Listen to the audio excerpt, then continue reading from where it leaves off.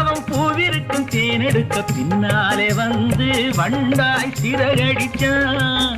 அவன் தேனெடுக்க வட்டமிடும் மட்டார குடிக்க கண்ணாலே வலை விரிச்சா.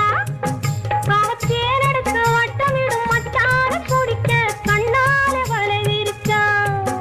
அவன் சோடி குயில் பாடுவதை சொல்லாம சொல்லி மெதுவா அணைச்சுக்கிட்டான். அவன் சோடி குயில் பாடுவதை சொல்லாம சொல்லி